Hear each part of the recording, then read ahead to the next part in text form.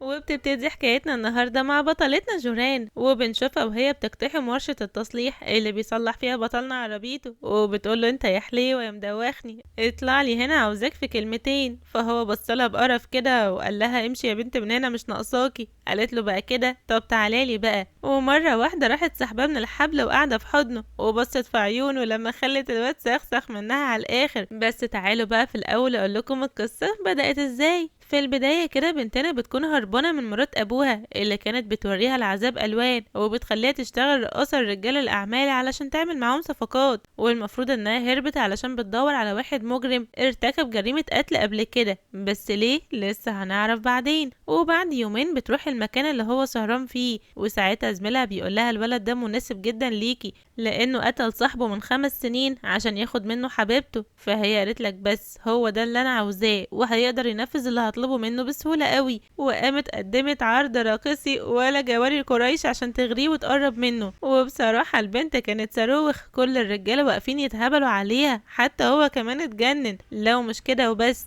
دي قربت منه زي المرة اللي فاتت وفضلت تبص في عيونه لما الواد فقد التركيز والسيجارة كانت هتحرق ايديه. فهي ولعت له واحدة غيرها وقالت له ما تركز يا قمر انت. قال لها بلاش تبقي مغرورة في نفسك كده، انت مش من النوع اللي بيعجبني اصلا. وعلى فكرة هو كذاب وبيكابر لان عيونه بتقول كلام غير كده خالص اول ما بيبص للبنت وبيدوخ. وهي عشان عفريتة وشقية داست على الوتر الحساس وقربت اكتر وقالت له يا كذاب طب عيني في عينك كده. وفي النهاية قالت له اعمل حسابك انك عجبتني ومش هسيبك غير لما تقع في حبي. وبعد ما مشيت اصحابه طلعوا يجروا عليه وقالوا له انت غبي يالا، حد يسيب حتة البسكوتة دي تضيع منه؟ بس هل هي هتستسلم؟ لا طبعا، ما انا قلت لكم في البداية انها عفريتة وشقية. ايوه عملت ايه يعني يا ساسو؟ ابدا يا زغليل قلبي. اخدت بعضها بشنطة هدومها وراحت طالعة على دار الضيافة اللي هو شغال فيه. بس قبل ما توصل هناك اختها جوجو من ابوها بتتصل عليها وبتقولها انت فين يا هانم؟ ازاي تسيبي البيت وتمشي؟ الدنيا مقلوبة عليكي، وبعدين امي هتقول للعريس دلوقتي ايه؟ ساعتها بطلتنا بترجع فلاش باك وبتفتكر لما شافت خطيبها وهو واقف عمال يحب في اختها وبيقول لها صدقيني انا مش بحبها، دي بالنسبه لي حساله، في حد يسيب القمر اللي زيك انتي ويروح يحب واحده معفنه زيها؟ اما انا عن نفسي من موقع هذا لازم ادافع عن بطلتنا واقول له حش لسانك من اللي غليغه. المهم البنت بعد ما بيخلص الفلاش ده تدخل في حاله اكتئاب رهيبه، وده يا عيني لان مرات ابوها وبنتها العقربه وصلوها لمرحله نفسيه مدمره والبنت خلاص ما بقتش نافعه خالص. فبتطلع بسرعه بتطلع الدواء بتاعها علشان تاخد منه قرصين، بس يا خساره العلبه بتقع من ايديها وبتبقى مش قادره تجيبها. بس الحمد لله وقتها بيخرج الوسيم من جوه وبيشوفها واقعه على الارض، فبيلف وشه وبيمشي ولا كأنه شايفها اصلا. لكن بصراحة احنا ظلمناه لانه دخل جري يجيب لها كوباية مية تاخد بيها الدواء، وبعد ما خرج واداها الكوباية لقاها اخدت 15 حباية مرة واحدة. فقال لها ايه ده يا مجنونة هتموتي مش كده؟ وبعد ما هي فاقت حبتين رجعت ريما لعادتها القديمة وبدأت تتحمرش بيه وقالت له هو انت خايف عليا للدرجة دي يا حليوة؟ وهوب تسلقت حضنه زي القطة اللي بتتسلق الشجرة وقالت له اعترف ان انت معجب بيا يا خلبوس. وهو كالعادة بيفضل نبضات قلبه تسمع في المكان كله وبيقول لها احترمي نفسك مش كده، ده مكان اكل عيش، وبيسيبها وبيدخل. فهي كمان بتدخل وراه وبتقول له لو سمحت يا فندي انا جاي اقعد في الفندق بتاعكم كام يوم كده اريح نفسيتي ممكن؟ فقال لها مفيش داعي تتعبي نفسك، كل اللي انت بتعمليه ده مفيش منه اي نتيجة. فقربت منه تاني وقالت له وماله خلينا نجرب ونشوف. وفعلا اخدها ودخل الفندق يسجل بياناتها وبيبدأ يسألها عن اسمها وعنوانها، والجميل انه بيقول لها نوع الجنس ايه. فقالت له ما تلم نفسك باين جدا قدامك ان انا انثى مكتملة الانوثة كمان. قال لها مش واضح بس ما علينا، ممكن بقى تديني بطاقتك؟ وهي فعلا طلعت البطاقة بس افتكرت لو سجلت اسمها الحقيقي واسم عيلتها للأسف مرات أبوها هتقدر تعرف مكانها، وهي مصدقت خلصت منهم. وعشان كده رجعت البطاقة تاني ومسكت ايديه وقالت له حبي ليك هو هوايتي الحقيقية. فالواد اتجنن بقى وراح شايلها وحدفها بره الدار، والبنت يا عيني كشت في نفسها وقعدت في الأرض زي القطة وكانت بردانة خالص يا حرام لأن ما عندهاش مكان تاني تروحه. أما هو فكان قلبه مش مطوع ويسيبها كده في الطل ده لوحدها، وخرج يطمن عليها لقاها نايمة زي الكتكوتة، فراح جاب لها بطانية وغطاها بيها وفضل قاعد جنبها طول الليل لحد ما بسلامتها نامت على كتفه. بس اول ما طلع النهار سابها لوحدها وقام دخل قبل ما هي تشوفه، وطبعا هي لما لقت عليها البطانية عرفت على طول ان هو اللي عمل الحركة اللطيفة دي، وبسرعة اقتحمت المكان تاني وقالت لهم هو فين بسرعة دلوني على مكان حبيبي. فالبنت اللي شغالة في المكان واللي بيبقى اسمها كيكي بتقولها انت مين وبتعملي ايه هنا؟ وفجأة نزل ابننا من فوق واخد البطانية قبل ما يتفضح قدامهم، وساعتها بنت العفريتة بتقرب منه كده وقالت له مش هتعرفهم عليا يا صاصة، اعترف ان انا سرقت قلبك. وهو غصب عنه بيقرب منها وكان لسه هياخد منها لمسة حنية بس فجأة وقف نفسه، اما هي فقربت تاني علشان تعلي الليفل وفضلت تتمسح فيه زي العصفور الصغنن، فهو مسكها ورماها بره الفندق للمرة التانية. وبعد ما بيرجع بيحاول يقول اي كلمتين قدام اصحابه ويداري كسفته، بس وهو بيكلمهم عينيه كانت بتدور عليها وعاوز يشوفها راحت فين، قلقان عليها يا حرام. ولما لقاها اختفت خرج بسرعة يشوفها، لكن اول ما فتح الباب لقاها بتتصنت عليهم واوبس وقعت في حضنه، وكان مشهد اخر رومانسية. وبسبب اللي حصل ده الولد فضل يحلم بيها طول الليل، بس احلام كلها قلة ادب مش هينفع نقولها. وبعد كل اللي حصل ده اخيرا الهانم بتدخل وبتنزل عندهم في المكان، وبعد كمان يومين بيشوفها قاعده مع راجل قلبوس كده في الكافيه وعماله تتدلع عليه وتقول انا موافقه اتجوزك، هو انت مرتبط؟ اما ابننا كان قاعد مولع نار وعمال يسمعهم ويتفرج عليهم وخلاص كان عاوز يقوم يضربهم. وفجاه بتوصل ست كبيره كده ومعاها شويه مجرمين وبيقولوا له انت اللي قتلت ابننا يبقى لازم تدفع لنا الفدية كام مليون والا هنخلص عليك دلوقتي. فقال لهم انا مش معايا ادفع، وفجأة المجرم راح نزل على راس الولد بالازازة وضربه شوية حلوين. كل ده والكتكوتة بتاعتنا قاعدة في ثبات ولا كأنها شايفة اي حاجة، اما الست الكبيرة فبتفضل تزعقله وبتقوله انت اللي قتلت ابني منك لله، عمل لك ايه علشان تقتله؟ بعد كده هما بيمشوا واصحاب كانجا بياخدوه على الأوضة علشان يعالجوا الجرح، بس هو مش بيرضى يفتح لهم الباب وبيفضل قاعد حزين وبيفتكر اللي حصل. وتاري بقى ان هو وصاحبه كان الاتنين بيحبوا بنوتة اسمها نوان، وكل شوية كانوا بيتخانقوا عليها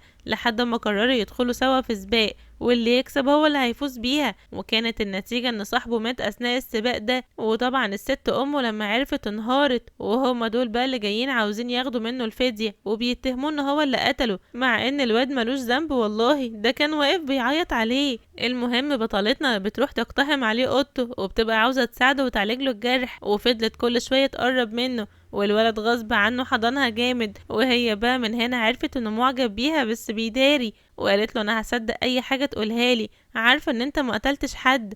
وساعتها سألته مستعدة تتجوزني؟ انا موافقة. اما هو فجأة كده قسي على نفسه تاني وقال انت واحدة رقاصة ورخيصة، انا مستحيل اتجوز واحدة قذرة زيك، وحدفها في الارض. فهي هنا بقى فعلا اتضايقت جدا وافتكرت ان ده نفس الكلام اللي خطيبها قاله عليها. اي نعم هو فاق لنفسه في اخر لحظة وحاول يصالحها لكنها ما ادتلوش فرصة، وسابت المكان وخرجت على شط البحر وفضلت تشرب وتسكر. ولحظتها افتكرت مرات ابوها لما كانت بتستغلها وكانت بتخليها تعمل اغراء لعملائها الجداد في الشركة علشان تنفذ معاهم صفقات، وكان ده السبب اللي خلى خطيبها استحقرها وسابها وراح لاختها.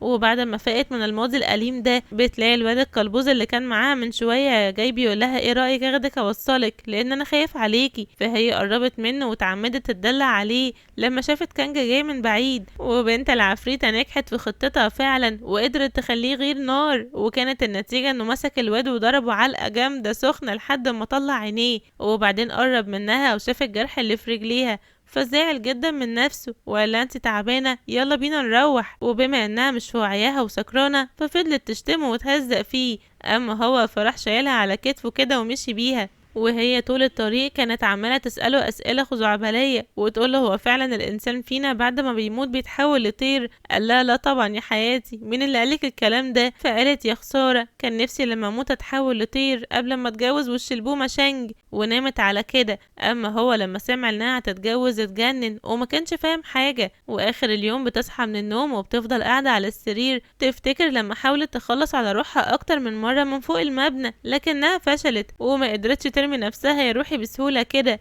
هنا بقى فهمنا انها بتدور على قاتل مأجور عشان يقتلها ويريحها من العذاب ده كله لانها مش قادرة تعمل ده بنفسها. في نفس اللحظة بسلامته بيدخل عليها وبيسألها دلوقتي بقيتي احسن كويسة يعني؟ فقالت له يعني بس اللي قولي هو انا رجعت ازاي؟ برضه هو مردش عليها. اما هي لما قعدت مع نفسها تفتكر كده شوية افتكرت كل حاجة، ومرة واحدة ضحكت وقالت له استنى يا عفريت، انت اللي جبتني لحد هنا.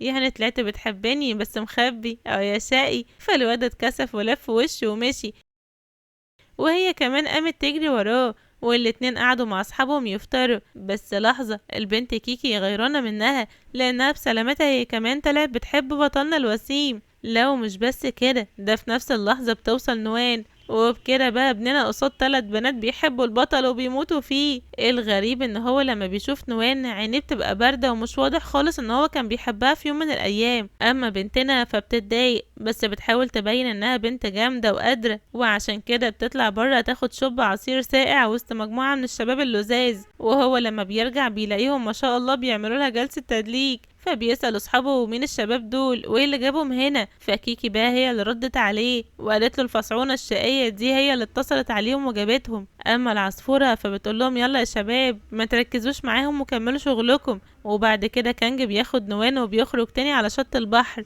وبيفضلوا قاعدين يتكلموا. اما البنتين فكانوا واقفين بيراقبوه من بعيد وغيرانين خالص، وبما ان كيكي بتحبه من طرف واحد فبتقف مكانها مش بتتحرك. اما بطلتنا المفترية بتقرب منه وبتحاول تاخد السيجارة والكاس بتاعه، لكنه بيقولها استني انا ما بحبش حد يستخدم حاجتي لو سمحتي. فراحت بصله كده بطرف عينيها، فالواد خاف منها وادالها الولاعة والسيجارة كمان. وبعد شوية بترجع له تاني وبتقوله انا عارفة ان انت بتحبني، يلا اعترف بقى وقول انك بتموت فيا. برضه الواد بيتعامل معاها بخشونة وقال انا ماليش في جو الحب ده، مش لاقي على شكلي اصلا، وسابها ومشي.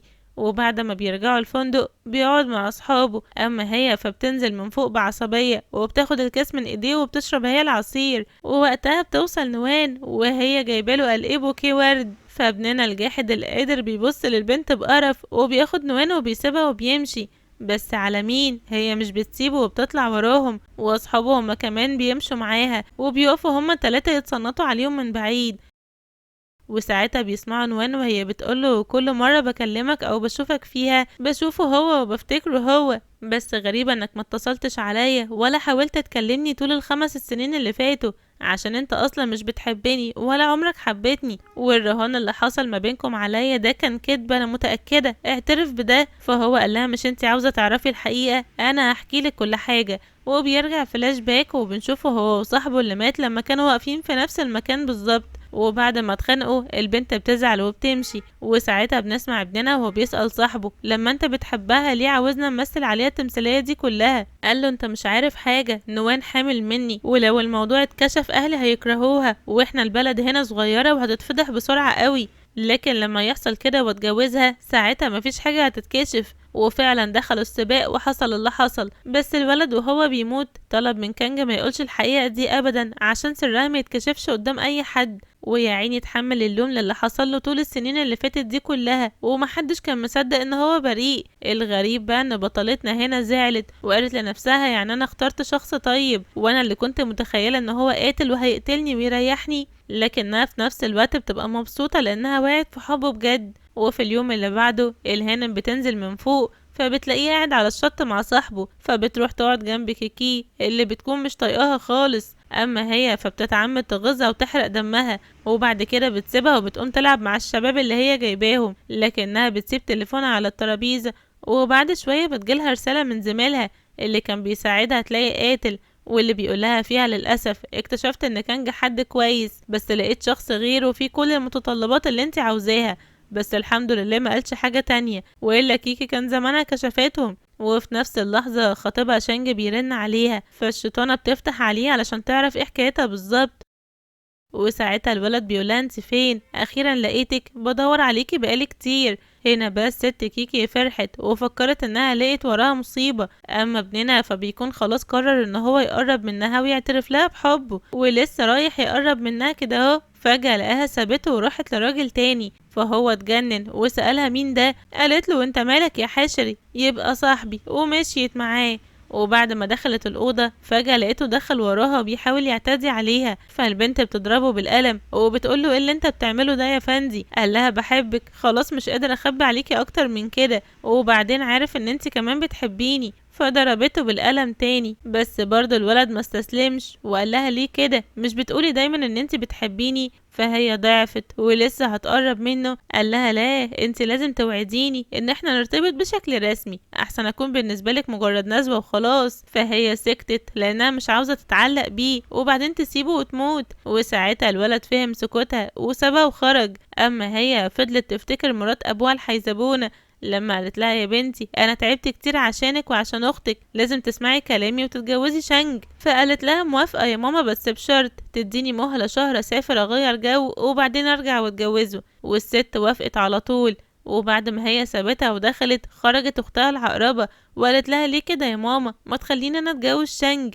فقالت لها يا عبيطة انا هجوزك واحد احسن منه، والشخص ده دايما بيجي يحضر معانا في نادي الكتب. قالت لها ماشي. وبعد ما بنتنا سابت البيت ومشيت، حلفت 100 عظيم انها ما هترجع تاني لانها ما صدقت هربت منهم. وفضلت تسأل نفسها هتروحي فين يا بنتي، وما كانتش قادرة تشيل الشنطة لحد ما فجأة بيظهر شاب من وراها وبيشيلها. وساعتها اعجبت بيه وفضلت تراقبه كده بعينيها لحد ما بيطلع ان هو ابننا الوسيم. وبعد ما فهمنا بقى كل اللي حصل، بتفوق لنفسها وبتقول لا انا بحبه ومش قادرة ابعد عنه وهعيش معاه يومين حلوين وبعدين ابقى اموت.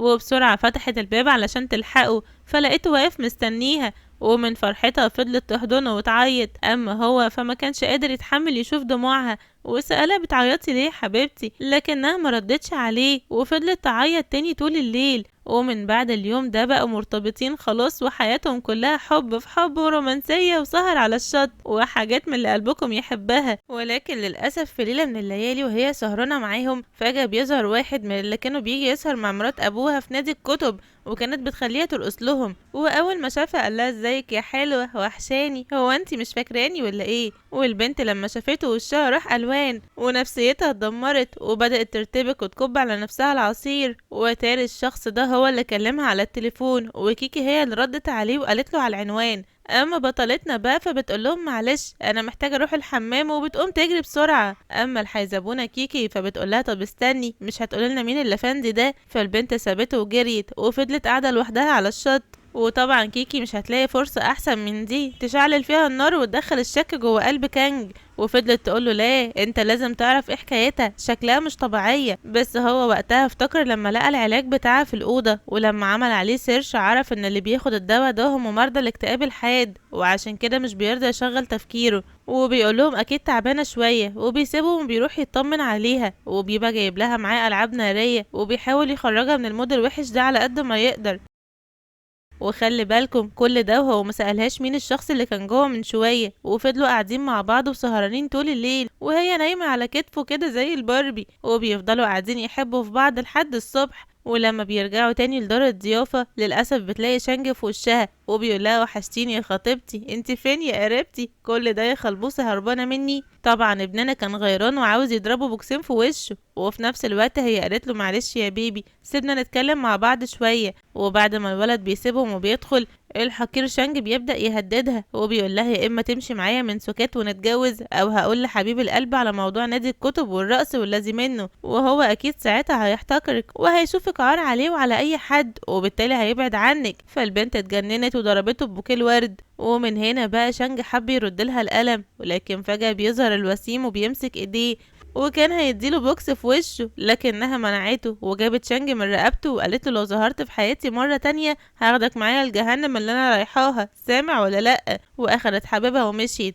وفجأة بيلاقوا كيكي واقفة في طريقهم وبتقوله انت ازاي لسه مصدقها؟ ما هي طلعت مخطوبة وبتستخفي خطيبها كمان وكل يوم مع راجل شكل. هنا بنتنا سألتها انت ازاي عرفتي اصلا ان هو خطيبي؟ قالت لها لاني شفته بيرن عليكي وانا رديت عليه. فالبنت غضبت قوي وقربت منها بخطوات بطيئة كده وقالت لها يعني انت اللي كلمتيه وقلتي له على مكاني مش كده؟ فابننا كان زعق لها وقال لها انت ازاي تتصرفي من دماغك وبتتدخلي ليه اصلا، انت مالك؟ قالت له صدقني انا بعمل كل ده علشان خايفة عليك، شكلها بنت مش كويسة وابعد عنها. بصراحة كان عاوز يقتلها وانا كمان، بس البنت مسكته وقالت له مفيش داعي، انتي اكتر واحدة اثبتيلي دلوقتي ان انا ما ينفعش اهرب من الجحيم اللي انا عايشة فيه. وبعد ما مشيت هو كان هيمشي وراها، فالهانم كيكي مسكته وقالت له سيبها وحبني انا، انت لسه بتصدقها؟ بس برضه هو ما قدرش يسيبها لوحدها ولما دخل الأوضة لقى البنت موتة نفسها من العياط، فقرب منها وبكل حنية مسح لها دموعها واخدها في حضنه كده اهو،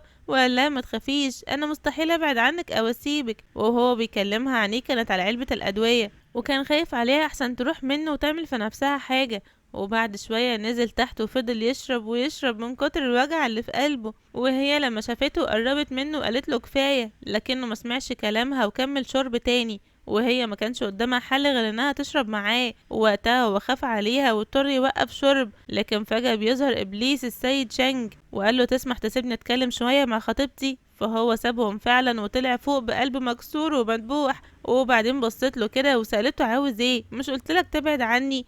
قال لها انا شايف ان المكان ده مناسب نعمل فيه السيشن بتاع فرحنا يا روح قلبي، ها ايه رأيك؟ فالبنت كسرت الازازة ورفعتها عليه وقالت له اقسم بالله لو قربت مني لاقتلنك، سامع ولا لا؟ يلا امشي في داهية. وهنا بقى هو هددها وقال لها نصيحة مني تسمعي الكلام وترجعي معايا، والا انت عارفة بحركة واحدة من صباعي الصغير اقدر امحي حبيبك ده من الوجود واخلص عليه. وانت عارفة ان انا وعيلتي ناس واصلين. قلتي ايه؟ وعموما انا هسيبك تفكري. وسابها مع نفسها واقفة تعيط ومقهورة. وساعتها كيكي كانت سامعة الحوار كله وبدأت تحس بالذنب، وقالت لنفسها يا دي المصيبة، خطيبها طلع الشيطان، ايه اللي انا عملته ده؟ وبعد يومين البنت فعلا قررت انها تتجوز شانج علشان تحمي حبيب القلب. اما الوسيم مقدرش خالص يتحمل يشوفها معاه، وقطع عليها موقع التصوير واخدها من ايديها ومشي. وفضل يسألها ممكن تقوليلي ايه اللي خلاكي رجعتي في كلامك؟ مش وعدتيني انك مش هتسيبيني من يوم ما وصلتي هنا وانا حاسس انك انسانة مختلفة غير الكل ومخبية عليا سر، لكن طول الوقت كنت بقول لنفسي اكيد هيجي يوم وتقولي فيه الحقيقة. حتى لو عاوزة تبعدي عني أرجوكي بلاش تروحيله، كده هتأذي نفسك لأنه حيوان وهيدمرك. لكنها يروح قلبي عليها بعد ما هو مشي بصت له كده وقالت له انا بعمل كل ده علشانك يا حبيبي. وبعد ما خلصوا السيشن هي اخدت شنطة هدومها ورجعت تاني لبيت اهلها. وابننا لما عرف اتجنن وطلع يجري علشان يلحقها، بس للأسف البنت كانت خلاص مشيت. فهو واقف يصرخ وينادي عليها لأنه يا حبيبي كان جايب خاتم الجواز عشان يطلب ايديها ويتجوزها. وبالليل بيقعدوا كلهم مع بعض، اما هو فكان شارد ومش سامع اي حد خالص، وبيفتكر لما كانوا بيلعبوا هما الاتنين بالالعاب النارية وقال لها قد ايه كان بيحبها جدا. وقتها كيكي اتأثرت وقالت له انا هقولك الحقيقة وبلاش تزعل منها، هي مظلومة، وهي ان خطيبها الحقير هددها بانه هيقتلك لو ما فقتش تتجوزه. في الوقت ده هي كانت رجعت بيت اهلها اخيرا، وهناك مرات ابوها بتقول لها اهلا شرفتي يا هانم، تليفونك تحطيه على الترابيزة، ومن هنا ورايح مفيش لا خروجات ولا تليفونات ولا حتى الشمس هتشوفيها. اما هي فبصت لهم كده وقالت في سرها انا كنت غبية عشان قررت اموت لوحدي، لازم اخدكم معايا للجحيم. وبعد كده بطلنا بياخد اصحابه وبيرجع لجده الكبير وبيقول له خلاص يا جدو انا هسمع كلامك وهمسك ادارة المجموعة والشركات. يعني ما شاء الله طلع من عيلة غنية غنية يعني. فالجد قال له يا سلام فرحت قلبي، قد ايه يا ابني كنت مستني اليوم ده من سنين طويلة. وشكله كده ناوي يدمرهم كلهم لانهم استهونوا بيه وفكروه عيل فقير. وبعد كمان يومين الهانم بتبقى في الكافيه مع واحد من الزباين، وبالصدفة هو كمان بيكون في نفس المكان مع المساعد بتاعه، وتاريه كان طالب منه يعرف له كل حاجة عنها وعن عيلتها. فالراجل اللي حكاله عن موضوع نادي الكتب والاجتماعات اللي بتحصل فيه ورجال الأعمال وكلام من ده كتير. وبعد ما بيخلص معاه اللقاء ده بيقوم يدخل الحمام، ولما بيجي يبص في المراية بيشوفها ورا، فبيطلع يجري بسرعة لكنه للأسف مش بيلحقها. وفي اليوم اللي بعده بتقعد كده وبتبص لخاتم الجواز اللي في ايديها.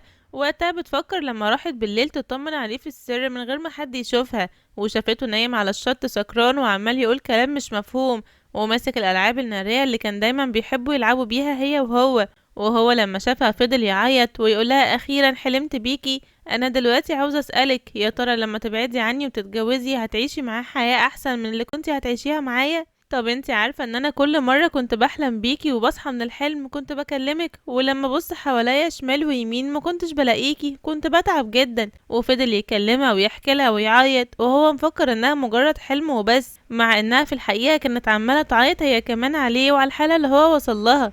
وفي النهاية بيطلع لها خواتم الجواز وبيقول لها شايفة يا روح قلبي لما سبتك معاه في السيشن وخرجت بسرعة كنت رايح اجيبهم عشان اجي واطلب ايديكي، بس يا خسارة لما رجعت كنت انتي مشيتي. وفجأة لم على نفسه، فالبنت حضنته جامد وفضلت تعيط وبعدين اخدت الخاتم ولبسته ولبسته هو كمان الخاتم بتاعه وودعته وداع رومانسي حزين بائس يائس. اما هو لما بيصحى بعد الفجر مش بيلاقيها موجودة بيتخض زي كل مرة، ولكن لما بيفتح العلبة ومش بيلاقي الخواتم وكمان بيلاقي الخاتم في ايديه بيتأكد انها كانت حقيقية مش حلم زي ما هو كان فاهم. ومن هنا بيقرر ان هو ما يسيبهاش ابدا. وبعد ما هي خلصت تفكير في المشهد الجميل ده بتلاقي الشغالة جاية بتقولها يلا عشان ميعاد نادي الكتب على وشك ان هو يبدأ. فالبنت بتنزل وبتلبس وبتجهز، والجميل بقى ان الضيف النهاردة بيكون هو ابننا الحليوة وصحابه والهانم كيكي طبعا. واول ما بيدخلوا مرات ابوها وبنتها العقربة بيستقبلوهم استقبال حلو خالص، اما هو فبيعاملهم بمنتهى القرف وبيسيبهم وبيدخل كأنهم خرفان مش شايفهم. وبعد كده البنت بتدخل وبتبدأ تقرا لهم شعر، وده بس في البداية. اما المرحلة اللي بعدها بتبدأ بالرقص وبعدها بتختم بحاجة استغفر الله. وهنا بقى بيكتشفوا ان اسمها مختلف تماما غير اسم جوران، فابننا بيتأكد انها اكيد عاشت حياة صعبة مع الست المفترية دي، والا ما كانتش تحاول تهرب وتعمل كل ده. المشكلة انها في الوقت ده كان معاها تسجيل صوتي سجلت كل اللي حصل في القاعة دي وكمان سلاح حاد لانها قررت تقتل نفسها بيه. وبالتالي لما تيجي الشرطة تحقق في المكان هتلاقي التسجيل الصوتي، وبكده هتشهر عن شوية المجرمين اللي هم بيجوا هنا على طول. طبعا هي مش شايفة الوسيم لان في ما بينهم ستارة، ومتخيلة ان اللي موجودين هم شوية المتحمرشين بتاع كل مرة واللي كانوا هم نفسهم موجودين برضو معاهم.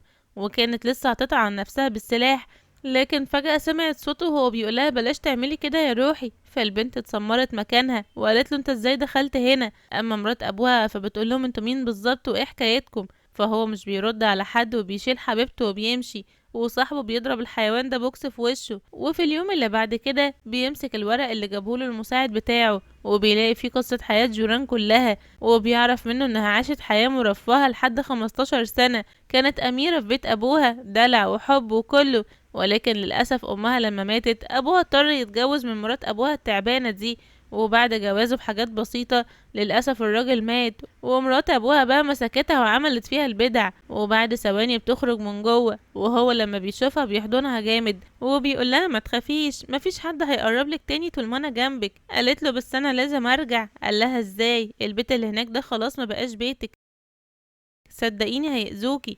قالت له ما تخافش عليا انا لازم اكمل خطتي للاخر واخلص منهم. لكنه مرضيش يسيبها تمشي غير لما حضنها وخلاها توعده انها هتخلي بالها من نفسها. في اللحظة دي مرات ابوها كانت بتكلم المتحمرشين بتوعها وبتعتذر منهم، وكمان عشان تعوضهم بتعزمهم على نادي الكتب تاني، ولكن المرة دي الرقاصة هتكون بنتها الحيزبونة. فالبنت بتقول لها ايه ده يا ماما انا بنتك ازاي تعملي فيا كده. قالت لها سوري يا بيبي انا لازم اعيش في المستوى اللي انا اتعودت عليه، خدوها يا بنات وجهزوها. وبعد ما خدوا البنت وجهزوها فجأة بتظهر اختها اللي هي بطلتنا، واللي بتقولها ما تخافيش اقلعي انا اللي هدخل المرة دي، واتمنى انك تكوني جربتي اللي انا عشته. وفعلا بتاخد اللبس وبتدخل من غير ما حد فيهم يعرف ان هي اللي موجودة. وساعتها بقى بيوصل البطل الشجاع ومعاه رجال الشرطة. فمرات ابوها بتقول الضابط صدقني يا فندم مفيش حاجة احنا قاعدين بنقرأ وبنتثقف وبس. لكن المفاجأة ان جيران خرجت من جوه وقالت لهم مش حقيقي وادي التسجيل الصوتي اللي بيثبت ان انتوا مجرمين اهو. فالست من البجاحة بتاعتها رفعت ايديها وقال ايه هتضربها بالقلم. بس هل الخطة خلصت لحد كده؟ لا، فاضل الزغلول الكبير اللي هو شانج. واختها العقربة بدل ما تتوب وترجع لربنا لا دي عاوزة تكمل مسيرة امها وتستغل بطلتنا وتبيعها لحبيبها شانج وهي تبقى عشقته في السر. ولكن بنتنا بتقولها ما تستعجليش على رزقك يا حبيبتي، دورك جاي زي امك بالظبط. وبتسيبها وبتخرج عشان تتجوز شانج. وساعتها الراجل بيسألها موافقة تتجوزي اللافندي ده، لكنها قبل ما ترد عليه بيدخل ابننا ومعاه الفريق بتاعه ومجموعة من الصور الفاضحة لشانج مع عشيقته شيشي، وبيرمي الصور للمعازيم وبيخلي فضحتهم على الملأ. والواد من بجاحته بيهدد البطلة تاني وبيبقى عاوز يجبرها تقول قدام الكل ان الصور دي مش حقيقية مقابل ان هو يتجوزها وهيعيشها في قصر. بس ابننا بيقطع عليه الطريق وبيعرفه ان هو الراجل الاول في العاصمة، يعني الغني جدا. ما هو ما كانش فاهم بقى. وبتيجي الشرطة وبيقبضوا عليه هو وعشيقته وبيتجوز هو والكتكوتة وبيعيشوا مع بعض حياة مستقرة كلها أمن وأمان وحب وسلام دافي وحنان. وبس كده، وتوتة توتة خلصت الحدوتة. يا رب تكون عجبتكم، بس ما تنسوناش باللايك بتاعكم الحلو وتصلوا على النبي وتشتركوا في القناة وتفعلوا زر الجرس علشان يوصل لكم كل جديد، وكمان تشتركوا في قنواتنا التانية، هتلاقوا الرابط بتاعتها موجودة في صندوق الوصف. واشوفكم في ملخص جديد ان شاء الله. سلام.